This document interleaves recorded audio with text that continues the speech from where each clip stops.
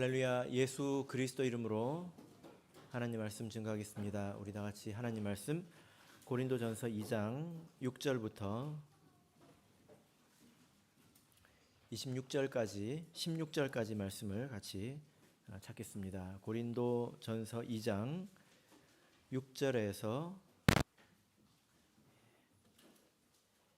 16절까지 말씀을 저와 여러분이 한 절씩 교독하도록 하겠습니다. 6절. 그러나 우리가 온전한 자들 중에서 지혜를 말하노니 이는 이 세상의 지혜가 아니요 또 이 세상에 없어질 관원의 지혜도 아니요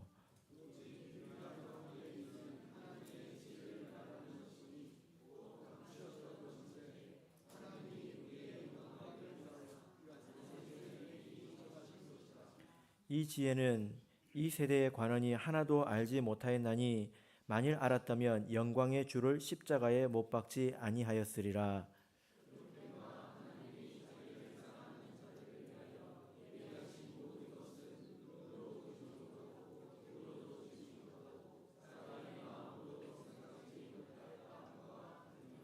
오직 하나님이 성령으로 이것을 우리에게 보이셨으니 성령은 모든 것 곧 하나님의 깊은 것이라도 통달하시느니라.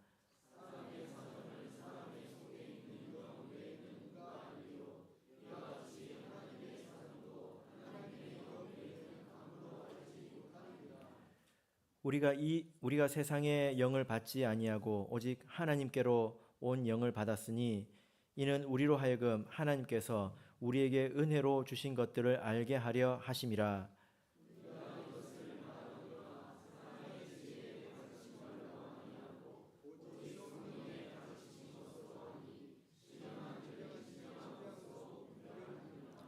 육에 속한 사람은 하나님의 성령의 일을 받지 아니하나니 저희에게는 미련하게 보이며 또 깨닫지도 못하나니 이런 일은 영적으로라야 분변함이니라.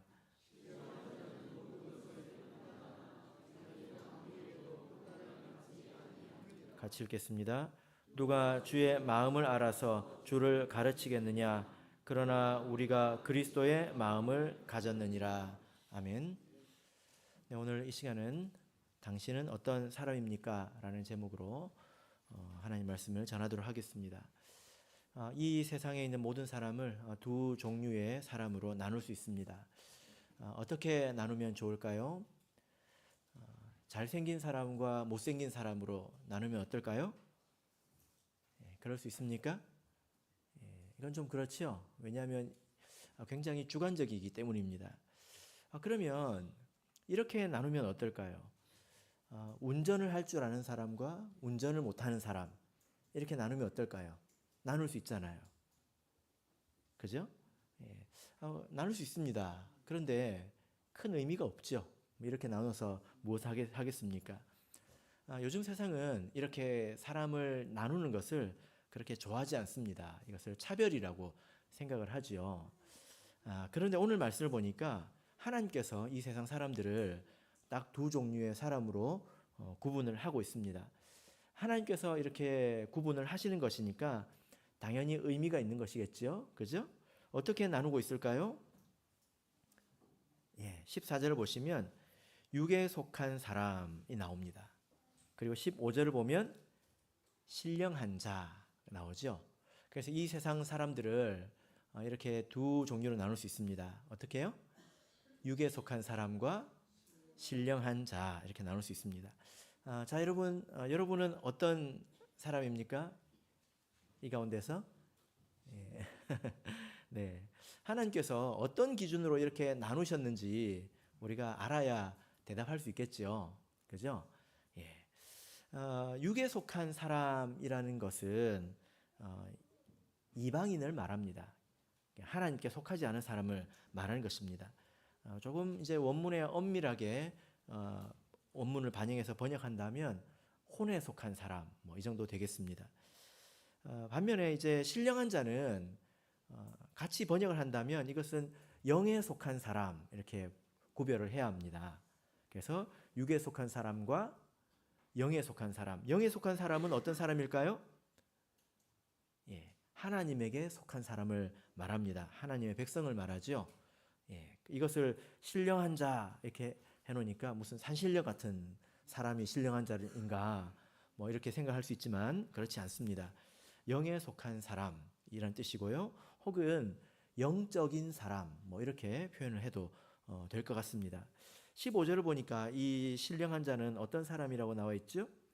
모든 것을 판단하나 자기는 아무에게도 판단받지 아니한다. 이렇게 말씀을 하고 있습니다. 대단한 사람이죠. 자, 하나님께서 세상 사람들을 이렇게 육에 속한 사람과 그리고 영에 속한 사람으로 이렇게 나누고 있는데, 자, 이렇게 보니까 나는 어디에 가까운 사람 같습니까? 네, 오늘 말씀을 끝까지 들어보시고 답을 또 내보시기 바랍니다. 오늘 말씀을 쭉 살펴보면 이 두 부류의 사람에는 또 다른 큰 차이점이 있다라는 것을 우리가 알 수 있습니다. 육에 속한 사람과 영에 속한 사람은 하나님의 백성과 그렇지 않은 사람을 말하는 것이기도 하지만 그러나 또한 다른 차이점이 있다는 것입니다. 어떤 차이점이 있을까요? 우리는 다 하나님에게 속한 사람 아닙니까? 그죠? 자, 14절을 보겠습니다. 14절을 보면 이렇게 말씀하고 있습니다. 같이 읽겠습니다. 시작. 육에 속한 사람은 하나님의 성령의 일을 받지 아니하나니 저희에게는 미련하게 보임이요 또 깨닫지도 못하나니 이런 일은 영적으로라야 분변한이니라. 예. 자, 무슨 말이냐면 우리가 이렇게 살아가면서 많은 일들을 겪지 않습니까? 겪을 때 이게 무슨 일이지? 이게 무슨 뜻이지? 이런 생각을 합니다. 그런 생각을 하면서 살아가잖아요. 예를 들어서 말씀을 드려보자면 내가 코로나 백신을 맞았습니다. 여러분들도 많이 맞으셨죠? 대부분 다 괜찮잖아요. 근데 나는 엄청 아팠어요. 이런 일을 겪었다. 그러면 나는 왜 이렇지? 이렇게 사람이 생각하게 되지 않습니까? 이런 질문에 대해서 각 사람마다 생각하는 방식과 생각하는 범위가 다릅니다. 그죠? 예, 다릅니다. 어떤 사람들은 아주 이제 단순해 가지고요. 별로 생각을 안 하죠. 아유, 뭐 그런 감내 이런 사람도 있다 하더니 시간 지나면 좀 낫겠지 이렇게 생각을 하죠. 그런데 모든 사람이 이렇게 생각하는 것은 아닙니다. 어떤 사람들은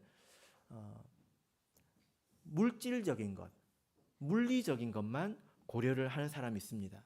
이런 일을 겪었을 때 뉴스에서 나온 것처럼 이 바이러스가 내 몸에서 이제 지금 전쟁이 일어났구나. 내가 그런 사람 중에 하나구나. 이렇게 물질적인 것만 생각하는 사람들이 있죠. 그런데 어떤 사람들은 여러분은 어떻게 이런 일을 겪으면 어떻게 생각하십니까? 어떤 사람들은 범위를 조금 더 넓혀가지고 이 일은 무슨 일일까? 하나님께서 나에게 뜻하시는 것이 있는 것인가? 이런 생각을 하는 사람도 있습니다. 그죠? 왜냐하면 우리 마태복음 10장 29절을 보겠습니다. 마태복음 10장 29절.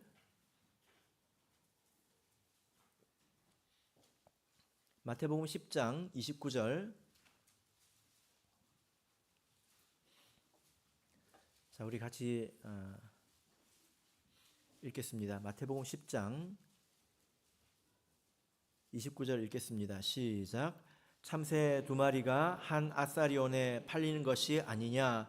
그러나 너희 아버지께서 허락지 아니하시면 그 하나라도 땅에 떨어지지 아니하리라. 하나님께서 허락하시지 않으면, 허용하시지 않으면 아주 작은 일도 일어나지 않는다는 것입니다.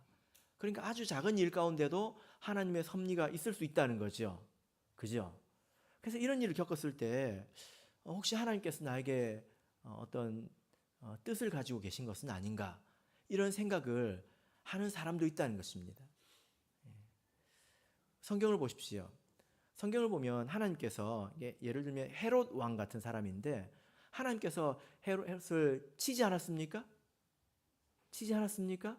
그죠? 쳤는데 그 사람이 실제로 죽기로는 어떻게 죽었습니까? 병이 걸려서 죽었단 말이에요. 그래서 그냥 사람들이 보기에 이 헤롯 왕은 병에 걸려서 죽었단 말입니다. 근데 이 보이는 세계 이면에서는 어떤 일이 있었던 거죠? 하나님께서 그 사람을 치셨다는 겁니다. 이런 일도 있을 수 있잖아요. 그죠? 그러면 예를 들어 내가 코로나 백신을 맞았는데 죽도록 아팠다. 그러면 어떤 일일까요? 여기에 당연히 정해진 답은 없겠죠. 그죠? 그때마다 또 그 사람에게 따라서 답이 있을 겁니다. 중요한 것은 사람마다 어떤 일이 있을 때 고려하는 범위가 다르다는 거예요. 여러분들은 어디까지 고려하십니까? 때로는 고려해야 될 것을 고려하지 않는 경우도 있는 것 같습니다. 하나님께서 사람을 창조하실 때 하나님께서 사람에게 생각하는 힘을 주셨습니다. 이 이성의 힘, 생각하는 힘, 혹은 사람의 지혜를 이렇게 주셨는데 사실 이것이 아주 대단합니다. 그래서 사람들이 이것을 가지고 살아가는 것이 너무나 당연하죠. 세상에 많은 그 학자들을 이렇게 보면 그 사람들이 지성인들이지 않습니까? 그런 학자들을 보면 그 사람들의 연구의 범위와 또 깊이가 굉장합니다. 그래서 그 사람들이 쌓아 올려놓은 것들을 보면 사람의 이 그 이성적인 능력이 정말로 대단하다는 것을 알 수 있습니다. 옛날에는 저기 하늘의 별을 보면 사람들이 시를 썼잖아요. 근데 요즘은 뭐 합니까? 거기로 뭔가를 보내지 않습니까? 사람의 이성이 축적되어서 거기까지 도달했습니다. 그리고 도무지 보이지 않는 그런 초미시의 세계도 사람들이 관찰하고 거기서 규칙을 발견해내잖아요. 그죠? 이것들이 다 사람이 이성으로 해낸 일이라는 것입니다. 사람의 몸에서부터 저기 수천 미터 바다 깊숙이 있는 심해 희귀 어종까지 사람들이 연구하지 않은 것이 없습니다. 제가 최근에 다큐멘터리를 봤는데 고고학에 관련된 것이었습니다. 바벨론에 관한 거였는데 제가 그걸 보면서 야, 세상에 죽기 살기로 저런 일을 하는 사람들도 있구나. 땅을 파가지고요. 옛날에 무슨 일이 있었는지 그걸 깊이 연구하는 사람들이 또 얼마나 많은지 모릅니다. 그런 것들이 이렇게 조각조각 쌓여가지고 지금 이 우리가 살고 있는 이 문명 이것을 세운 것 아니겠습니까? 이것은 정말로 대단한 것이죠. 사람의 이성의 힘이 정말로 대단합니다. 우리 그리스도인은 이런 것을 어떻게 바라봐야 될까요? 어떻게 바라봐야 될까요? 이런 것들은 다 세상적인 것이다. 세속적인 것이다. 이렇게 싸잡아서 비난할 수 있을까요? 당연히 그렇지 않죠. 그죠? 그래서는 안 됩니다. 왜냐하면 이것은 하나님께서 주신 이 이성의 힘으로 하나님께서 만드신 이 세상의 창조의 원리를 파악한 것입니다. 이제 그것을 응용해서 사람들이 활용하는 것이죠. 그래서 사실 이런 것들을 이렇게 비난하는 사람들은 사실 자기 모순이라고 볼 수 있습니다. 왜 자기 모순이라고 할 수 있을까요? 세상 초등학문 이런 사람들이 아프면 어디로 갈까요? 병원 갑니다. 그리고 지금 우리가 이렇게 풍요롭게 먹고 있지 않습니까? 왜 우리가 이렇게 풍요롭게 먹을 수 있을까요? 농업 그리고 과학이 많이 발전했기 때문이에요. 그죠? 그래서 우리가 이런 것들에 기대고 있기 때문에 우리가 이것을 절대로 가볍게 봐서는 안 됩니다. 이것이 사람의 지혜의 힘인 거죠. 하나님께서 주신 것입니다. 그러나 우리가 오늘 말씀을 통해서 봐야 될 것은 굉장히 탁월한 사람의 지혜에도 한계가 분명히 있다는 것입니다. 분명히 한계가 있다는 거죠. 자, 6절을 보겠습니다. 6절 읽겠습니다. 시작. 그러나 우리가 온전한 자들 중에서 지혜를 말하노니 이는 이 세상의 지혜가 아니요 또 이 세상에 없어질 관원의 지혜도 아니요. 자, 이 세상의 지혜에 대해서 뭐라고 말씀하고 있습니까? 없어질 관원의 지혜이다. 이렇게 말씀을 하고 있습니다. 이것이 세상 지혜에 대한 이 사람의 지혜에 대한 하나님의 판단이죠. 이것이 지금처럼 아주 초첨단의 세계를 이렇게 일구었지만 그러나 한계가 있다는 것인데 이것은 없어질 거라는 것입니다. 지금 우리가 좋다고 이렇게 붙드는 건 시간이 지나면 어떻게 됩니까? 낡은 것이 되고 또 구식이 되지 않습니까? 시간이 지나면 이것은 다 폐기 처분됩니다. 시간이 지나면 다 없어지죠. 그리고 예수님께서 오시면 그 모든 것들은 다 없어지게 됩니다. 계시록 17장 16절을 보겠습니다. 여기 보면 사람들의 이런 습성에 대해서 이야기를 하고 있는데요. 계시록 17장 16절입니다.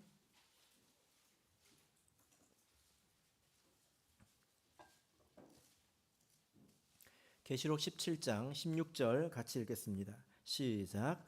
내가 본 바 이 열불과 짐승이 음녀를 미워하여 망하게 하고 벌거벗게 하고 그 살을 먹고 불로 아주 사르리라. 자, 여기 보면 짐승이 음녀를 미워했다 이렇게 말씀이 나오는데요. 아니, 짐승하고 음녀는 한 편일 것 같은데 이렇게 왜 미워할까요? 짐승은 세상을 말합니다. 음녀는 사상적인 것을 말합니다. 우리가 세상을 보면 이 세상이 제멋대로 굴러가는 게 아니라 이 세상이 추구하는 어떤 사상이 있습니다. 그래서 이 세상은 어떤 사상이 지배하고 있습니다. 그죠? 우리가 옛날 조선시대를 보면 그 사람들의 그 살아가는 모습에는 그 위에서 사람들의 생각을 지배하고 있는 어떤 생각들이 있지 않습니까? 그죠? 그런데 지금 어때요? 그때는 그것을 위해서 사람들이 목숨도 바쳤거든요. 지금은 어떻습니까? 머리 기르고 수염 기르고 이렇게 살라고 하면 누가 그렇게 살까요? 그죠? 시간이 지나면 사람들은 자기가 그동안에 믿고 신봉했던 그런 것들을 폐기해 버린다는 것입니다. 그래서 16절을 보면 도리어 아주 원수대하듯이 하는 것을 볼 수가 있습니다. 옛날에는 사람들이 유교나 예를 들어 우리나라에서 해보자면 유교적인 그런 혹은 뭐 가부장적인 이런 것들을 신봉했지 않습니까? 신처럼 받들었잖아요. 지금은 어때요? 사람들이 그런 것들을 되게 막 공격하고 있지 않습니까? 지금 우리가 이 세상 사람들이 섬기는 대단하다고 하는 이런 생각들, 이런 것들을 지나면 어떻게 될까요? 사람들이 도리어 그것을 비난하고 공격한다는 것입니다. 그래서 세상에 있는 이런 지혜나 또 과학이나 이런 모든 것들이 시간이 지나면 다 지나가는 것이고 없어질 것입니다.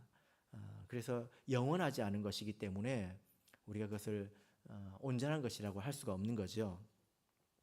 제가 재미있는 것을 봤는데요. 우리 성도님들께 이제 뭐 레크레이션 같은 거 할 때 이 화면에다가 10년 전 사진 띄워주면 제가 보니까요 전부 부끄러워해요. 왜 그렇죠? 10년 전 사진 띄워주면 다 부끄러워합니다. 근데 부끄러운 순서가 제가 보니까 많이 꾸민 사람일수록 더 부끄러워하는 것 같아요. 왜 그렇죠? 지금 보니까 어때요? 촌스럽거든요. 내가 왜 그랬을까? 그렇잖아요. 근데 10년 전이나 지금이나 같은 옷을 입고 있는 사람은 한결같아 보입니다. 그렇죠? 세상에 이런 사상이나 뭐 경제, 과학 이런 것들이 다 유행이 있고 또 지나가는 그런 것일 뿐이고, 그리고 계속 있는 것 같이 보여도 예수님께서 오시면 이것들은 다 없어지는 것에 불과하다는 것입니다. 이것이 세상 지혜의 한계이죠. 자, 8절을 보겠습니다. 고린도전서 2장 8절. 2장 8절. 여기서 보면 더 이 세상 지혜의 더 심각한 한계를 이야기하고 있는데요. 8절 읽겠습니다. 시작. 이 지혜는 이 세대의 관원이 하나도 알지 못하였나니 만일 알았다면 영광의 주를 십자가에 못 박지 아니하였으리라.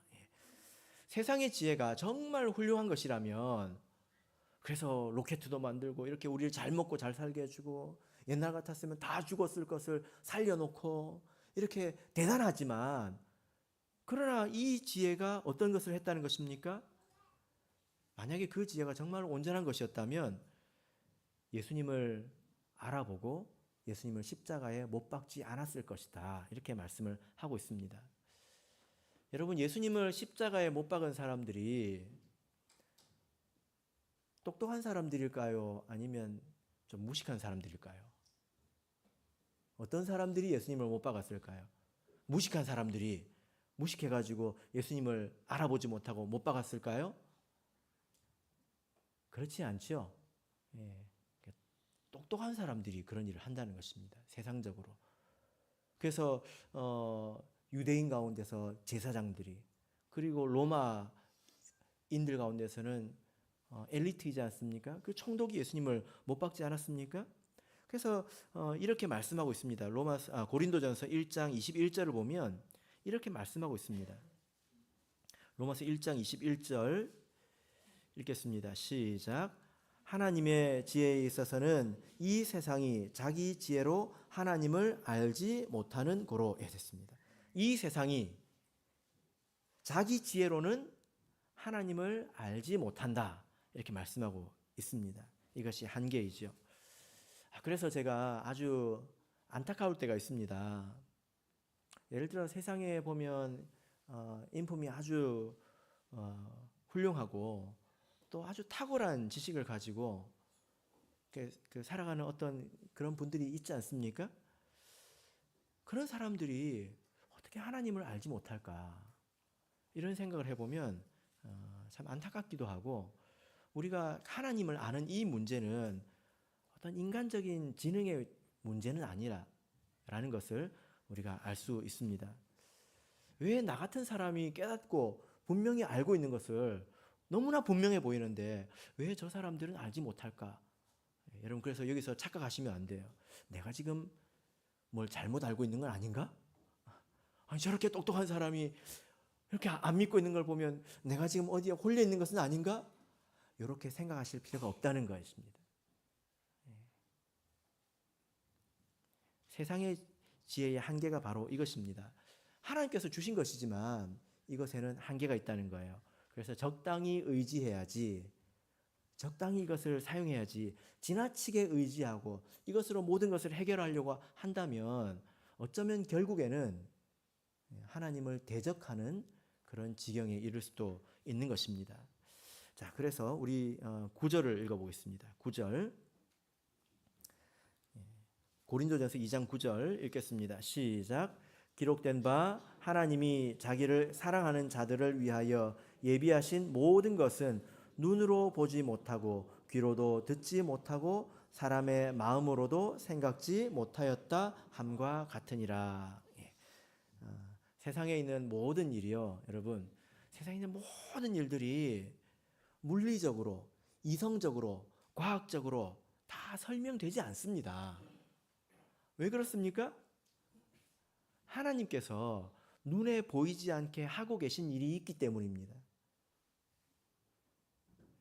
그 중에 특별히 사람들이 이 이성으로는 이해할 수 없는 것, 사람의 이성만 가지고는 이해할 수 없는 것, 이것이 무엇입니까?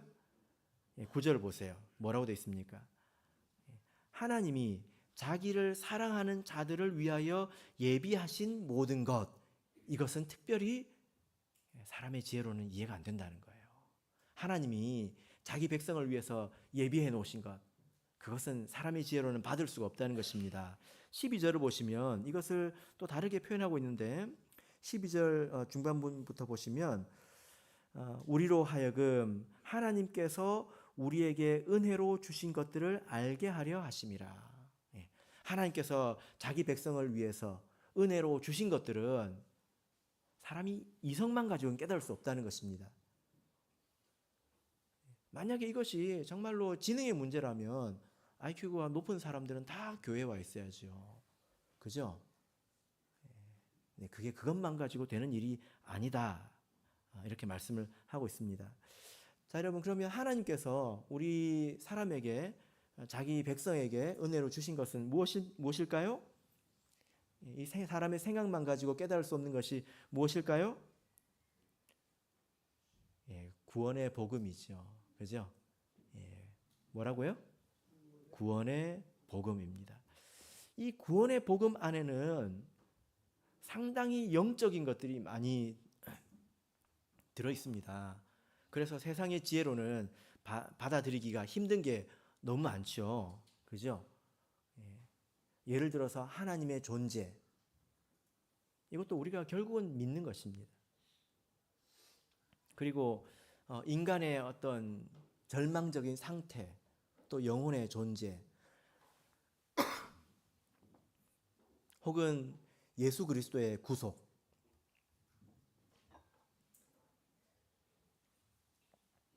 또 우리의 구원을 위해서 하나님께서 주신 여러 가지 것들, 믿음, 세례, 또 성령, 그리고 그 안에 있는 여러 가지 성례들, 그리고 믿음 안에서 살아가는 우리에게 주시는 하나님의 그 보이지 않는 다스림, 하나님의 칭찬, 하나님의 책망, 이런 것들은 믿음이 아니면 잘 받아들이기 힘듭니다. 이성만 가지고는 해결이 안 됩니다. 어렵습니다. 그러면 하나님의 이 자기 백성을 위해서 주신 것은 우리가 어떻게 받아들일 수 있는 걸까요? 여러분들이 지금 받아들이셨다면 여러분은 어떻게 받아들이게 되었습니까? 자, 10절을 보겠습니다. 10절 읽겠습니다. 시작. 오직 하나님이 성령으로 이것을 우리에게 보이셨으니 성령은 모든 것 곧 하나님의 깊은 것이라도 통달하시느니라. 하나님께서 어떻게 우리들에게 보이셨다 이렇게 말씀하고 있습니까? 성령으로 보이셨다 이렇게 말씀하고 있습니다. 바울 사도도 훌륭하지만 세상에는 바울 사도만큼 훌륭한 사람들이 많단 말이에요. 그런데 왜 이 사람은 믿고 왜 저 사람은 믿지 않느냐? 하나님께서 택함 받은 사람에게 성령으로 보여주셨기 때문에 알고 있는 것입니다. 아는 사람들은 그래서 분명하게 아는 거죠. 하나님께서 보여주셨기 때문입니다. 이것은 항상 그런데요. 예수님께서 이 땅에 계셨을 때에 사람들과 항상 함께 계셨습니다. 그런데 예수님이 참으로 누구인지는 사람들이 잘 몰랐어요. 그렇게 많은 말씀을 하시고 그렇게 많은 이적을 베풀었는데도 예수님이 누구인지는 잘 몰랐다고요. 그래서 사람들이 와서 계속 요구하는 게 뭡니까? 당신이 하늘에서 온 것이 맞다면 표적을 한번 보여봐라. 계속 요구를 하지 않습니까? 근데 베드로는 알았습니다. 어떻게 알았습니까? 베드로가 예수님더러 누구라고 했습니까? 주는 그리스도시요 살아계신 하나님의 아들입니다. 할 때 예수님께서 뭐라고 칭찬했죠? 야, 너는 참 기억력이 좋다. 아닙니까? 야, 너 도대체 IQ가 몇이냐? 그러셨습니까?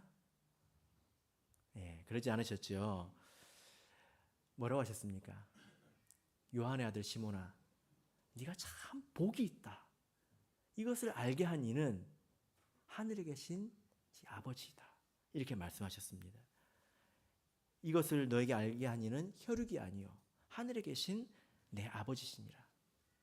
하나님께서 이것을 가르쳐 주셔야 알 수 있다라는 것입니다. 아주 단순한 일이지만 하나님께서 우리의 생각과 마음의 문을 열어주시지 않으면, 우리의 마음을 감동해 주시지 않으면 이게 받아들여지지 않는다는 거예요. 자, 11절 12절 보겠습니다. 왜 성령이 아니고서는 이것을 알 수 없는 것일까요? 11절 12절 읽겠습니다. 시작. 사람의 사정을 사람의 속에 있는 영 외에는 누가 알리요? 이와 같이 하나님의 사정도 하나님의 영 외에는 아무도 알지 못하느니라.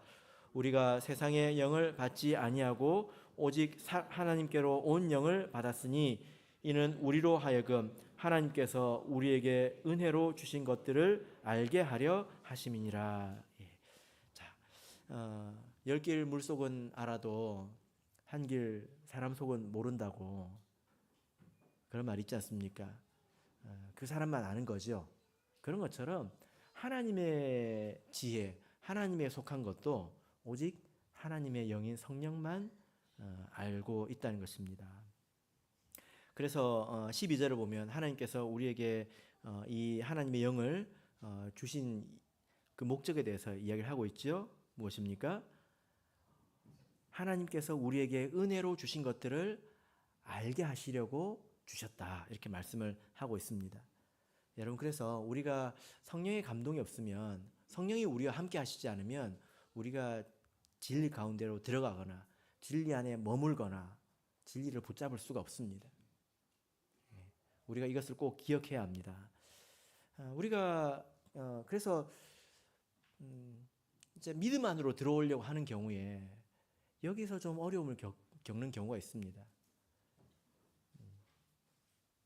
우리가 복음을 전해도 결국은 하나님께서 그 사람에게 복음의 비밀을 깨닫게 해주셔야 그 사람이 들어오게 되는 거죠. 이성만 가지고는 해결이 되는 게 아니거든요. 우리가 이것을 두 가지 차원에서 우리에게 적용을 해본다면 먼저 교회적인 차원에서 적용해 볼 수 있겠습니다. 성령이 없이는 교회가 진리를 세워나갈 수 없습니다. 성령이 없으면 교회가 진리 가운데로 머물 수 없습니다. 그래서 진리와 성령은 항상 함께 머무르는 것이라는 것을 우리가 기억해야 합니다. 그래서 성령의 별명이 무엇입니까? 진리의 영이잖아요. 그죠? 그리고 이것을 우리가 개인적인 차원에서 적용을 해보자면 하나님의 말씀도 여기서 알아듣는 것도 성령의 감동이 있어야 합니다. 그죠? 우리가 먼저 이 말씀을 우리에게 적용해 보자면 우리가 세상의 부와 또 명예, 지식 이런 것들을 자랑하거나 의지하지 말아야 합니다. 그런 것에 깊이 의지할수록 하나님이 보이지 않습니다. 그게 세상의 지혜의 한계이지 않습니까? 하나님께서 예를 들어서 삽이라고 하는 좋은 도구를 주셨는데 삽은 언제 써야 합니까? 땅 팔 때만 써야지요. 그죠? 근데 그게 아무리 좋은 도구라고 해서 땅 팔 때도 쓰고 밥 먹을 때도 쓰고 뭐 잠잘 때도 쓰고 그럴 수 있는 건 아니지 않습니까? 사람의 지혜는 그에 걸맞게 써야 되는 것입니다. 근데 그것을 너무 자랑하고 크게 여겨서 그것을 쫓아가면 하나님이 보이지 않는다는 것입니다. 우리는 성령을 의지해서 진리를 배워 나가야 합니다. 그리고 모든 면에서 신앙적인 판단을 할 수 있도록 우리가 성숙해야 합니다.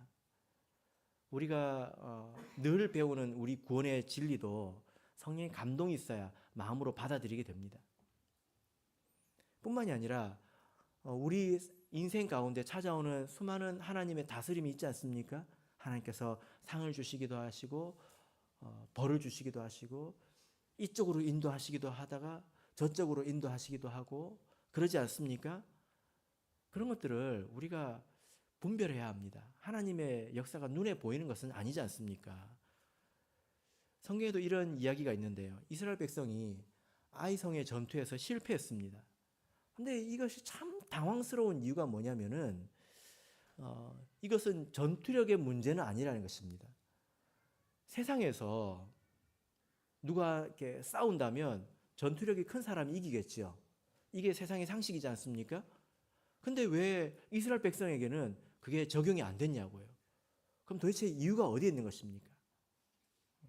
아이성 같은 작은 성은 얼마든지 이겨낼 수 있는 힘을 가졌습니다.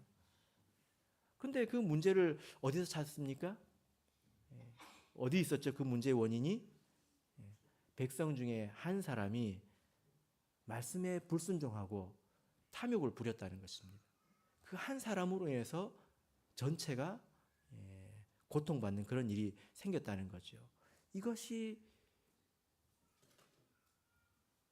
원인이었습니다. 여러분, 이런 일이 우리 삶에 생길 때 이런 것들을 알아내고 찾아내기가 얼마나 어려운지 모릅니다. 그래서 지고 또 지고 또 지고 왜 이러지? 왜 이러지? 성경에 있으니까 되게 간단한 것 같잖아요. 그죠? 근데 정말로 이런 일이 우리 삶에 일어났다면 나중에 얼마나 황당할 거예요. 이거였어? 그러지 않겠습니까? 그런 것들을 알지도 못한 채로 그 아간이라고 하는 사람을 죽을 때까지 품고 사랑하는 경우도 있지 않을까요? 우리가 이런 것들을 분별해야 한다는 것입니다. 그래서 여러분, 우리가 성령을 의지해서 기도하기 힘써야 합니다. 기도하기 힘드시죠? 그죠?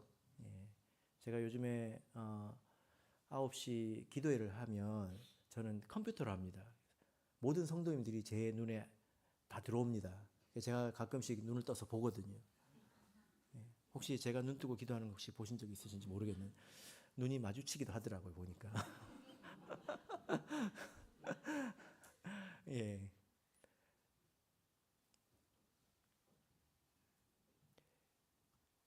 그렇게 기도하는 것이 헛된 것이 아닙니다.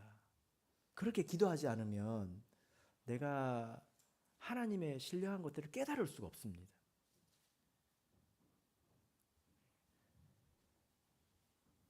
점점 고착화되는 것 같더라고요. 항상 오시는 분, 항상 안 오시는 분, 이렇게 고착화되는 것 같더라고요. 그래서 항상 안 오시는 분들은 일주일에 한 번 들어오기를 목표로 시작하시길 바랍니다. 좋은 말로 할 때 시작하시길 바랍니다. 그렇게 해야 합니다. 왜냐하면은 비록 우리가 하나님 나라 안에 있다 하더라도 우리가 눈 감고 살 수 있습니다.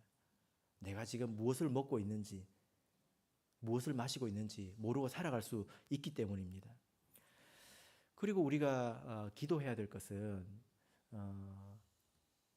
하나님께서 모든 사람의 마음을 감동하여 주시기를 기도해야 합니다. 나뿐만이 아니라. 그래서 여러분, 제가 예배 전에는 항상 하는 말이 똑같잖아요. 그게 가장 중요하기 때문입니다. 뭐라고 말합니까?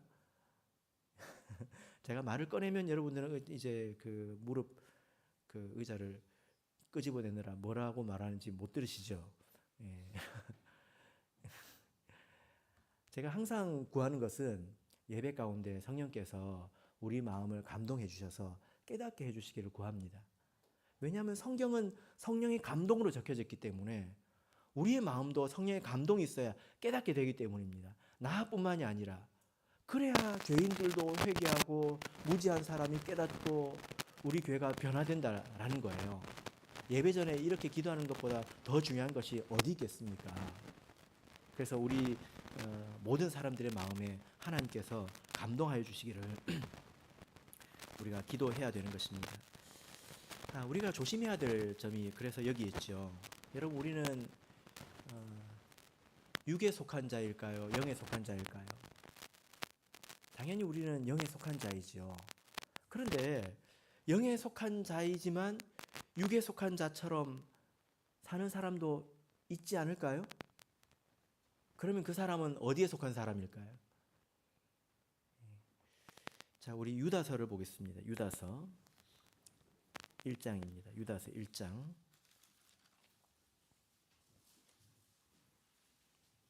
17절에서 19절을 보겠습니다.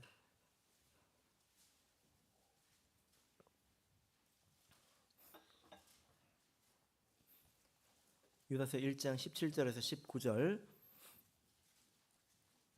읽겠습니다. 시작. 사랑하는 자들아, 너희는 우리 주 예수 그리스도의 사도들의 미리 한 말을 기억하라. 그들이 너희에게 말하기를 마지막 때에 자기의 경건치 않은 정욕대로 행하며 기롱하는 자들이 있으리라 하였나니 이 사람들은 당을 짓는 자며 육에 속한 자며 성령은 없는 자니라. 자, 여러분, 여기 육에 속한 자가 또 나왔습니다. 지금 누구 보고 하는 말일까요? 교회 안에 있는 사람을 놓고 말하고 있는 것입니다. 교회 안에 이런 사람들이 나타날 것이라고 사도들이 미리 말하지 않았느냐. 그러니 너희들은 미리 주의해라. 근데 그런 사람들이 어떤 사람들입니까? 경건치 않은 정욕대로 행하며 아무리 말해도 욕심대로 살아간다는 거예요. 그리고 또 기롱하는 자들. 기롱이 무엇입니까? 조롱한다는 것입니다. 조롱하는 자들이라는 겁니다.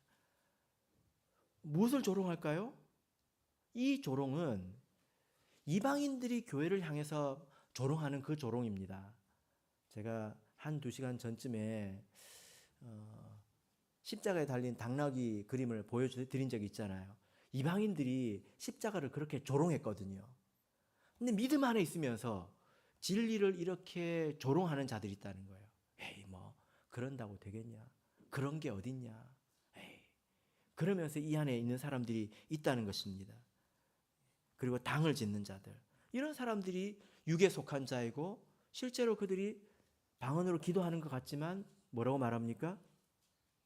성령은 없는 자니라. 이렇게 말씀하고 있는 것입니다. 그래서 교회 안에 있다 하더라도 그 사람이 세례를 받았다 하더라도 어느새 다시 나간 자들이 됐다는 것입니다. 육에 속한 자들이 되어버린 거죠. 본문으로 돌아가서 우리 14절 15절 읽겠습니다. 14절 15절 2장 14절 15절 읽겠습니다. 시작. 육에 속한 사람은 하나님의 성령의 일을 받지 아니하나니 저희에게는 미련하게 보이며 또 깨닫지도 못하나니 이런 일은 영적으로라야 분변함이니라. 신령한 자는 모든 것을 판단하나 자기는 아무에게도 판단을 받지 아니하느니라. 육에 속한 사람들은 육에 보이는 것만을 고려하기 때문에 영적인 사람들이 그 이면에서 믿음으로 하나님의 역사를 보는 것에 대해서 공감하지 못하고 같이 깨닫지 못합니다. 이거를 우리가 고려해야 되겠죠. 그래서 이런 이야기를 하면 맹신하는 사람처럼 취급받을 수도 있습니다. 그런 표현도 그래서 우리가 지혜롭게 할 필요가 있습니다. 여러분, 우리가 사는 세상은 우리가 지금 보이는 세상 가운데 살고 있지만 보이지 않는 하나님의 손길이 함께 하고 있습니다.